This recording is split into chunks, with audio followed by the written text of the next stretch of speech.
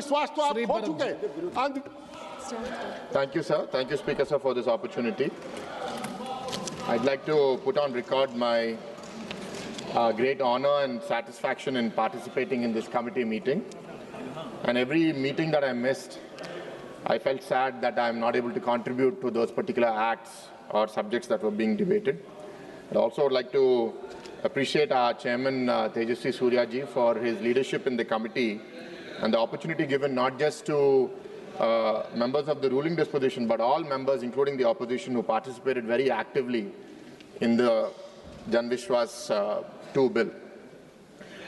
Sir, I want to give you one anecdote before I get into the details of the bill.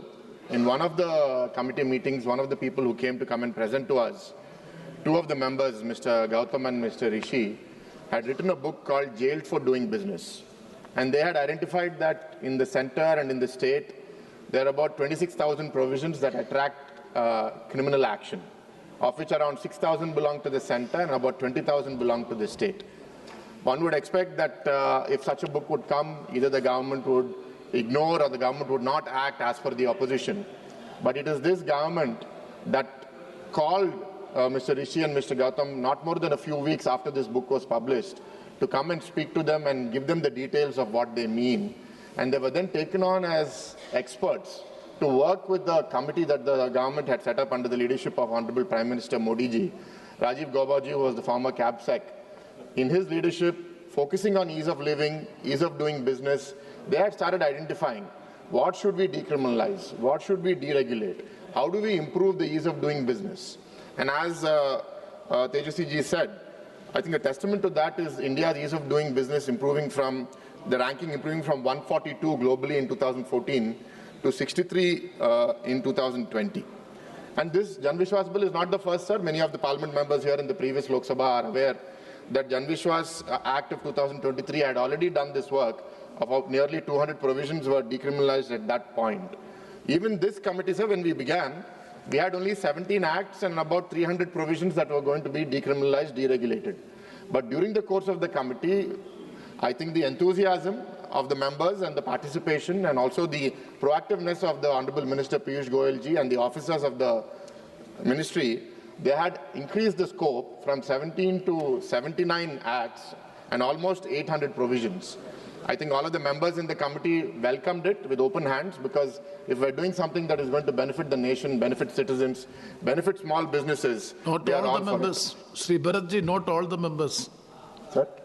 All the members have not supported it. All the members of the committee, sir. Oh, okay. I understand, sir. All the members had participated fully. Yes, correct, you are correct. So, and similarly, sir, I think building on this inspiration in our state, Honorable Chief Minister Chandrababu Naidu ji also has now changed our slogan not just from ease of doing business to speed of doing business. What we can do in 2 years, how can we do it in 3 months, in 6 months? And I think it is this kind of actions that are bringing one of India's largest FDIs, actually the largest FDIs in Indian history, to Visakhapatnam, my constituency, sir, Google's largest data center investment, and many more investments, which I will not be talking about today. So these 6,000 offences spread across 420 central laws. Today, Jan Vishwas 2 is decriminalizing, as I said, about 800. But this is a continuous journey, and we will keep getting more and more deeper into this. And there are some things which are very disproportional. So I'll give an example. If you conceal the birth of a child, you're punished with 2 years of imprisonment. That is an offense. But while you're counterfeiting a property mark, the offense is the same. So these are these technical inconsistencies where there is disproportionate punishment proposed for things which don't make sense. So I want to give an example of what incentives, perverse incentives have on society. I had been reading about this. In London, in the UK, they had, I think, a rat problem at some point, and they said, how do we stop this problem? They said, we'll give a penny for every dead rat that you bring to us. This should have led to rats going down in the city, but actually the number of rats in the city went up. What happened is people started rat farms and they started breeding rats so that they can make money on bringing dead rats. So these kinds of incentives that are, or disincentives that are being created by these laws have to be looked at and have to be changed. Today, our judiciary is bearing the burden of this, sir. There are 5.49 crore pending criminal cases in this country, and a significant number of these are not necessarily serious crimes. but these minor procedure violations are preventing those who truly deserve justice to not get it and get delayed. So I think it's very welcome, sir. We're very happy that this kind of work is happening and litigation is being reduced, cost is being reduced on society. And I want to ensure that I mention it here, especially to the opposition who have raised some concerns. Just because we are decriminalized something does not mean that we are letting people go. When a fine is being changed to penalty, the fine may have been 500 rupees. Today, the penalty is becoming 5,000 rupees. Only the process of it going through the judiciary is being changed. The ministry, through the appropriate offices and appropriate adjudicatory mechanism, is able to identify the wrongdoers and give a penalty which is much swifter. And the fear of criminal action, fear of jail is being removed. But let me also say that if there's any provision that has been proposed to be decriminalized, members of the committee felt that it should not be decriminalized. All of us have stood our ground and ensured that those provisions continue to attract criminal provisions. And where we felt the penalty amounts are disproportionate to the mistake or the crime that is happening, we said that the penalty amounts have to be proportionately increased.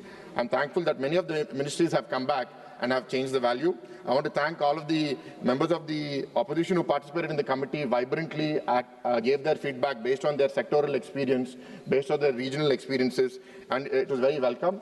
I think some of the things have also been subsumed into the BNS Act. So it was a moot point. They didn't need to be there in the specific acts because BNS was covering many of these things. So these kinds of efficiencies are very welcome, sir. I'll give another example, sir. Like, for example, in the Drugs and Cosmetics Act, even a small mistake like a packaging error could lead to jail for up to 1 year. That has been replaced by a large monetary penalty.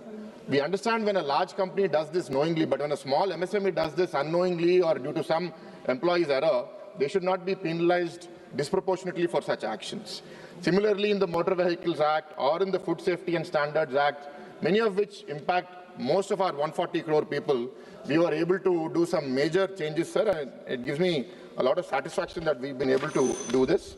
So I'll just end with two suggestions, sir.